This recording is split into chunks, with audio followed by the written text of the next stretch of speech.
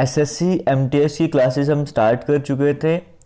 अगर हम बात करेंगे इंग्लिश वोकैब वाले सेक्शन की, आज डे 4 रहने वाला है। इससे पहली वाली वीडियोस आप देखना चाहते हो, आपको एसएससी इंग्लिश के नाम से प्लेलिस्ट देखने को मिलेगा, वहाँ पर जाके इन वीडियोस को देख सकते हो। सिर्फ एसएससी एमटीएस नहीं, आप किसी भी एसएससी एग्ज़ाम की तैयारी कर रहे हो, आपके लिए ये वाली प्लेलिस्ट बड़ी इंपॉर्टेंट रहने वाली है, एसएससी इंग्लिश वाली।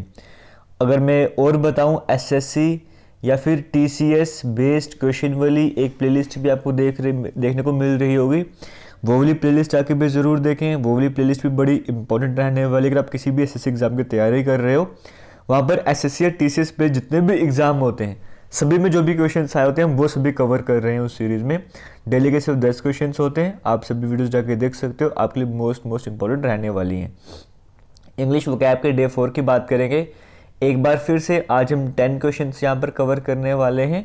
और आज की इस वीडियो की खास बात ये कि आज के जितने भी क्वेश्चंस होंगे वो सभी के सभी एसएससी एग्ज़ाम में आए हुए हैं, चाहे वो जीडी का एग्ज़ाम हो, चाहे वो एमटीएस का हो, चाहे वो सीजीएल का हो, चाहे वो सीएचएसएल का हो।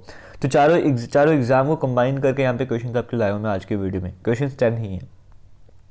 फर्स्ट क्वेश्चन आपके सामने स्क्रीन में देखने को मिल रहा है, कहा गया है select the most appropriate synonym of the given word common. ये एग्जाम में आया क्वेश्चन है, जीडी में आया क्वेश्चन है। अप्रोप्रिएट साइनोनियम मतलब सेम मीनिंग बताना है आपको, किसका? कॉमन का सेम मीनिंग बताना है। तो हालांकि ये तो बड़ा आसान है, आप सभी के लिए बिल्कुल सही नॉर्मल रहने वाला है क्वेश्चन। कॉमन मतलब देखो पर्टिकुलर इंडिविजुअल, ये सब कुछ तो अलग हो गया। कॉमन मतलब यूजुअल है ना, सबसे बेस्ट अल्टरनेटिव, सबसे बेस्ट जो इसका वर्ड कॉमन वर्ड देखने को मिल रहा है, सेम सिनोनिम देखने को मिल रहा है, वो यही हो जाएगा। तो यहाँ पे ज़्यादा डिस्कशन की ज़रूरत ही नहीं है। ऑप्शन नंबर ए यहाँ पे करेक्ट आंसर हो जाएगा। क्वेश्चन नंबर 2 की बात करते हैं। Select the incorrectly spelled word. इन चारों में से इनकरेक्ट स्पेलिंग कौन सा है? अटेंशन के स्पेलिंग बिल्कुल सही, इमीडिएट के स्पेलिंग बिल्कुल सही, बच गया अपील और एरोगेंट। अपील के स्पेलिंग भी बिल्कुल सही है, एरोगेंट के स्पेलिंग में यहाँ पे मिस्टेक है। एरोगेंट के स्पेलिंग हो जाएंगे ARROGENT। तो यहाँ पे GENT इसका मतलब ये वाला गलत है, तो मैं वही तो बताना था। ऑप्शन नंबर डी यहाँ पे करेक्ट आंसर हो जाएगा। चलते हैं थर्ड क्वेश्चन की तरफ। Select the most appropriate meaning of the given idiom. Out of question इसका बेस्ट मीनिंग क्या बनता है? आउट ऑफ क्वेश्चन का विशफुल मतलब बन जाता है इम्पॉसिबल, डिफ़िकल्ट या फिर डाउटफुल। तो आउट ऑफ क्वेश्चन का मतलब बनता है डिफ़िकल्ट। तो ऑप्शन नंबर सी हमारे पास यहाँ पे करेक्ट आंसर हो जाएगा। तो यहाँ पर देखो ये क्वेश्चन ऐसे हैं कि ये आपके एग्ज़ाम में आए हुए हैं, तो आपको इन क्वेश्चन को तो कवर करना ही चाहिए। कम से कम ये क्वेश्चन तो आपको समझ आने ही चाहिए, आपको ये भी समझ आता है कि किस तरह के क्वेश्चन आपको एग्ज़ाम में देखने को मिलते हैं।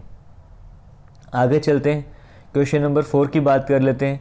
Select the most appropriate synonym of the given word bargain. एक बार मैं इसको एक बार देखना चाहता हूँ इस क्वेश्चन को मैं यहाँ पर। आउट ऑफ क्वेश्चन का मतलब क्या है? इम्पॉसिबल भी हो सकता है इसका, डिफ़िकल्ट भी हो सकता है ना आउट ऑफ क्वेश्चन। तो फिलहाल डिफ़िकल्ट मान के चलते हैं, मेरे हिसाब से डिफ़िकल्ट ही है। अगर कुछ गलत वगैरह होता है मैं वेरीफाई करके आपको कमेंट सेक्शन में डिस्क्रिप्शन बॉक्स में बता दूंगा। फिलहाल डिफ़िकल्ट यहाँ पे करेक्ट आंसर है। आगे चलते हैं। Select the most appropriate synonym of the given word bargain. Bargain का सिनोनिम आपको बताना है। तो देखो अगर एमटीएस की तैयारी कर रहे हो ना, जो डेली लाइफ में वर्ड्स यूज़ होते हैं, नॉर्मल जो वर्ड्स यूज़ कर जाते हैं, उनका मतलब को पता ही होना चाहिए। बारगेन जैसे बार्गेनिंग करते हो, किसी शॉप में जाओगे, कहीं पर भी जाओगे, बार्गेनिंग वगैरह चलती रहती है, तो वो बारगेन का सिनोनिम क्या आपको वो बताना है। तो deal, gain, dispute, disagreement. Bargain का मतलब भी होता है डील करना। तो ऑप्शन नंबर ए यहाँ पे करेक्ट आंसर हो जाएगा। तो ये भी हमारा करेक्ट आंसर हो गया। ये जो आपको मैं करवा रहा हूँ इंग्लिश वोकैबुलरी सेक्शन करवा रहा हूँ, चाहे एसएससी टीसीएस बेस्ड क्वेश्चंस होंगे, चाहे सब्जेक्टिव टेस्ट होंगे, चाहे फुल लेंथ मॉक टेस्ट होंगे, इन सभी को मिलाकर एक टेस्ट सीरीज़ बनाई गई है। वो टेस्ट सीरीज़ का लिंक आपको डिस्क्रिप्शन बॉक्स में कमेंट सेक्शन में मिलेगा। एसएससी एमटीएस टेस्ट सीरीज़ है, आप जाके ज्वाइन कर सकते हो। 17 फेब तक उसका प्राइस 99 रुपीज़ रहने वाला है। आप जाके ज्वाइन कर सकते हो। 100+ टेस्ट वहाँ पर अपलोड करे जाएंगे। अभी तक 30+ हो चुके हैं, 100+ का हमारा टारगेट है, तो आपके लिए बड़ा बेनिफिशियल रहने वाला है। ये सब भी आपको वहाँ पर मिलता जाएगा, कभी भी जाके रिवीजन कर सकते हो। Select the most appropriate word that means the, यानी कि फिर से वन वर्ड सब्स्टिट्यूशन से आपके एग्जाम में क्वेश्चन आया हुआ था, आपको बताना है यहाँ पे करेक्ट आंसर क्या हो जाएगा। Enclosed area where aircraft are kept and repaired. एक ऐसा एरिया जहाँ पे एयरक्राफ्ट को रखा भी जाता है, रिपेयरिंग वगैरह भी होती है, उसे क्या कहा जाता है? ऑप्शन 4 आपके सामने है। ये क्वेश्चन ऐसे जो रिपीट करा गया एसएससी एग्ज़ाम में, सिर्फ एक एग्ज़ाम की बात नहीं करूँगी, एसएससी एमटीएस में जैसे सीएचएसएल में भी है, सीजीएल में भी, इस तरह से बोल रहा हूँ। सेम ईयर नहीं है, आगे पीछे ईयर से, ठीक है। कहीं पे 2019 में आया है, कहीं पे 2022 में आया है, ऐसे देखने को मिल रहा था इस क्वेश्चन में। तो ऐसा ही जहाँ पे एयरक्राफ्ट को रखा जाता है, रिपेयर करा जाता है, उसे हैंगर कहा जाता है, लेकिन हैंगर HANGAR वाला हैंगर, तो ऑप्शन नंबर डी यहाँ पे करेक्ट आंसर हो जाएगा। आगे चलते क्वेश्चन नंबर 6 की बात करते हैं। यहाँ पे कहा गया है select the correctly spelled word. पहले इनकरेक्ट आपसे पूछा था, अब कहा जाएगा कि जो स्पेलिंग करेक्ट है आपको वो बताने।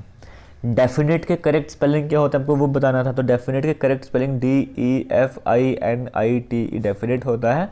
ऑप्शन नंबर डी यहाँ पर करेक्ट आंसर हो जाएगा। और आपको पता है एसएससी रीजनिंग की क्लासेस भी आपकी चल ही रही है, जीके की क्लासेस भी चल रही हैं, तो उनकी प्लेलिस्ट भी बनाई गई है, आप वो भी जाके देख सकते हो, आपके लिए इंपॉर्टेंट रहने वाली हैं। नेक्स्ट क्वेश्चन आपके सामने है, कहा गया है फिर से वन वर्ड सब्स्टिट्यूशन से क्वेश्चन आपके सामने आया हुआ है। हैविंग टू अपोजिट फीलिंग्स, दो अलग अलग फीलिंग्स होना एक सेम समय में, इसके लिए कौन सा वर्ड यूज़ करते हैं? ऑप्शन नंबर ए में इक्विवेलेंट। इक्विवेलेंट तो ऐसा होता नहीं होता, इक्विवेलेंट अलग कंडीशन होती है जब इक्विलिब्रियम कंडीशन आ जाती है। कोइंसाइड जब एक साथ आ रहा हो, कंटेम्प्रेरी जब कोई दो चीज़ें एक टाइम पर हो रही हो, लेकिन जब दो अपोजिट फीलिंग सेम टाइम पर आ रहे हैं उसके लिए हम वर्ड यूज़ करते हैं एम्बिवेलेंस। यहाँ पर कहा गया एम्बिवेलेंट, इसका मतलब ऑप्शन नंबर डी हमारा यहाँ पे बिल्कुल सही आंसर हो जाएगा। चलते हैं आगे क्वेश्चन नंबर 8 की बात कर लेते हैं। Select the most appropriate antonym of the given word sluggish. Sluggish का एंटोनियम क्या होगा आपने वो बता देना है। देखो स्लगिश का मतलब होता है थोड़ा लेजी हो, वीक हो, है ना, तो ये भी वीक, डल, सेडेंटरी, इन सभी का मतलब क्या होता है? इनएक्टिव। तो इसका अपोजिट बताना है, तो वीक का अपोजिट एक्टिव हो जाएगा। ऑप्शन नंबर सी यहाँ पे करेक्ट आंसर हो जाएगा। ये क्वेश्चन एग्जाम में आया हुआ था। अब ये आप इस तरीके से भी समझ सकते हैं इस क्वेश्चन का आंसर। देखो वीक, डल दोनों एक ही तरह के हैं, इसका मतलब ये क्लियर हो गया था कि ये जो है एंटोनिम आपको बताना था ना, एंटोनिम आपको बताना था। तो वीक, डल दोनों सेम सेम मतलब में तो हो ही नहीं सकता हमारे आंसर में। आपको सेडेंटरी का भी पता होता, आपको उसको भी मतलब पता होता, तो ये इनएक्टिव था जो मतलब एक्टिव वगैरह ना हो, ये तीनों से भी मतलब बता रहे हैं, तो तीन ऑप्शन तो हो ही नहीं सकते आंसर में, ये करेक्ट आंसर हो जाएगा। आप इस तरह से भी चेक कर सकते थे। आगे चलते हैं, क्वेश्चन नंबर 9 की बात कर लेते हैं। यहाँ पर कहा गया select the most appropriate meaning of the given idiom. एक ईडियम में से करेक्ट मतलब बताना है। क्या कहा गया है? हॉब्सन्स चॉइस का मतलब आपको बताना है। यहाँ पर करेक्ट आंसर क्या हो जाएगा? देखो ये ऐसा चॉइस होती है जब आपके पास मतलब दो अल्टरनेटिव, जब जैसे दो तरह की सिचुएशन आ जाए, आपको कुछ एक सेलेक्ट करना हो और उसकी अल्टरनेटिव भी ना हो, तो ये आपको देखने को मिल रहा होगा। And apparently free choice where there is no real alternative, तो option number C correct answer हो जाएगा। और आज के लास्ट क्वेश्चन की बात करेंगे। ज़रूर बताना आज 10 में से कितने क्वेश्चन आपने अटेम्प्ट करें। Select the most appropriate antonym of the given word Glee. ये जो वर्ड आपको देखने को मिल रहा है इसका अपोजिट मीनिंग आपको बताना है। अब ये होता क्या, इसका मतलब होता है एक्सट्रीम हैप्पीनेस, इसका अपोजिट का जो है एक्सट्रीम सॉरो, दुखी ज़्यादा, तो वो ये सारी क्या खुशी वाली चीज़ें ही है, तो ये हमारे पास इसका अप्रोप्रिएट एंटोनिम हो जाएगा। ऑप्शन नंबर डी हमारे पास करेक्ट आंसर हो जाएगा। तो आज की वीडियो में ज़्यादा एक्सप्लेनेशन की ज़रूरत नहीं थी, बट अगर आपको लगता है कि ऐसे क्वेश्चंस जो आ रहे हैं इस पर भी एक्सप्लेनेशन चाहिए तो आप कमेंट सेक्शन में ज़रूर बताइएगा। नेक्स्ट वीडियो में मैं बिल्कुल बेसिक क्वेश्चन की भी एक्सप्लेनेशन आपको देना स्टार्ट कर दूंगा। फिलहाल करेंगे वीडियो को एंड, मिलेंगे नई वीडियो में, तब तक के लिए थैंक यू, जय हिंद।